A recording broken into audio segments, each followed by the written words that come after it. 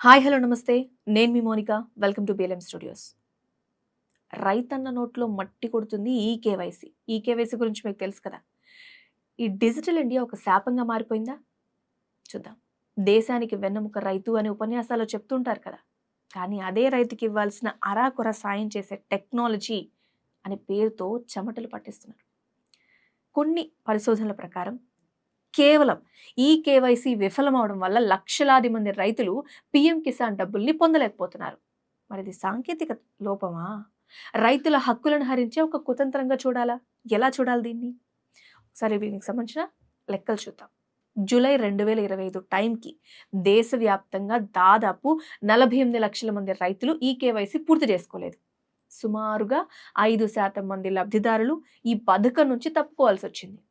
ఆంధ్రప్రదేశ్, ఒడిశా ఇలాంటి రాష్ట్రాల్లో క్షేత్రస్థాయిలో చూస్తే అనర్హులుగా ముద్ర వేసిన వాళ్లలో 40% మంది నిజానికి అర్హులైన పేద రైతులే ఉన్నారు. మరి ఎందుకు ఇలా జరుగుతోంది? ప్రభుత్వం ప్రవేశపెట్టిన ఈ డిజిటల్ అడ్డంకులు ఎలా ఉన్నాయి అనేదే కదా అసలు ప్రశ్న. ఇప్పుడు చూద్దాం. మొదటి సమస్య, వేలి ముద్రలు మాయమైపోయాయి.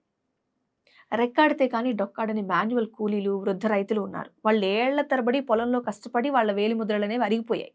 ఇప్పుడు ఈ బయోమెట్రిక్ మెషిన్ దగ్గరకు వెళ్తే మ్యాచ్ కాలేదు అని చూపిస్తుంది. వాళ్ళ వేలి ముద్రలు ఎక్కడి నుంచి తీసుకొస్తారు? వాళ్ళ కష్టం వారి గుర్తింపు ఇవ్వదా ఇప్పుడు? ఇక రెండో సమస్య, ఓటీపీ ఒక మాయాజాలంగా ఉంది. ఎందుకో తెలుసా? ఆధార్ కార్డ్కి లింక్ అయిన మొబైల్ నంబర్స్ చాలా మంది దగ్గర లేవు. ఒకవేళ ఉన్నా కూడా వాళ్ళ ఫోన్ రీఛార్జ్ చేసుకోలేకపోవడము, సిమ్ కార్డులు డీయాక్టివేట్ అయిపోవడం వల్ల ఈ ఓటీపీ మెసేజ్ కోసం ఆ రైతు అసలు ఎక్కడికి వెళ్ళాలి? పెద్ద సమస్య. ఇక మూడో సమస్య, ఫేస్ రికగ్నిషన్.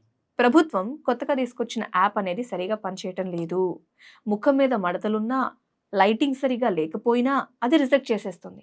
ఫర్ ఎగ్జాంపుల్, ఈ రీసెర్చ్లో శివంపూడి నాగేశ్వరరావు అని ఒక రైతు ఉంటే ఇలా ఎంతో మంది ఈ మాయలో పడిపోయి ఎలిజిబిలిటీ లేకుండా అనర్హులుగా ఉండిపోతున్నారు. ఇక్కడ క్వశ్చన్ ఏంటంటే, టెక్నాలజీ అనేది అర్హుల్ని గుర్తించడానికి ఉండాలి కదా, కానీ వాళ్ళని ఫిల్టర్ చేసి ఇలా ఎక్స్క్లూడ్ చేసేయడానికి కాదు కదా. ఇది ఆలోచించాలి. ఈ డిజిటల్ వ్యవస్థ ఫెయిల్యూర్ అయితే దానికి బాధ్యత ఎవరు తీసుకుంటారు? రైతా? సాఫ్ట్వేర్ ఎవరైతే తయారు చేశారో వాళ్ళ? లేకపోతే ప్రభుత్వమా? రాజ్యాంగంలో ఆర్టికల్ 21 ప్రకారం చూస్తే గౌరవప్రదమైన జీవనం గడిపే హక్కు ప్రతి పౌరుడికి ఉంది. మరి సాంకేతికత కారణాల పేరుతో ఈ సంక్షేమ పథకాలన్నీ నిలిపివేయడం ఇది రాజ్యాంగ ఉల్లంఘన కాదా? సుప్రీంకోర్టు చాలాసార్లు చెప్పింది, డిజిటల్ వ్యవస్థలు అందుబాటులో లేనంత మాత్రాన ప్రజలకు అందాల్సిన ఫలాలను ఆపకూడదు అని. మరి ఇక్కడ అధికారులు ఎందుకు మొండిగా వ్యవహరిస్తున్నారు? యాత్రలు చేస్తున్నాం, ఊరూరా ప్రచారం చేస్తున్నాం, కానీ వాస్తవానికి గ్రామాల్లో ఇంటర్నెట్ లేదు, సర్వర్లు పనిచేయవు. రైతులకు అర్థమయ్యే సమాధానం చెప్పే నాథుడు లేడు. రైతుకి ఏడాదికి ఇచ్చే 6,000 రూపాయలు వాళ్ళ పెట్టుబడి పెట్టుకోవడానికో లేదా ఆకలి తీర్చుకోవడానికో కొంత ఆసరాగా ఉంటాయి కదా. మరి ఆ ఆసరాన్ని కూడా ఈ టెక్నాలజీ అనే ముసుగు వేసి ఇలా లాక్కోవడం అనేది న్యాయమా? అన్యాయమే కదా. వ్యవస్థలో మార్పు రావాలి, డిజిటల్ అడ్డంకులు తొలగిపోవాలి. ఒక డిజిటల్ ఇండియా అనేది నిజం అవ్వాలి అంటే ఇవన్నీ ఒకసారి చూసుకోవాలి, ఆలోచించండి. This is Monica. దీని గురించి మరి మీరేమనుకుంటున్నారు?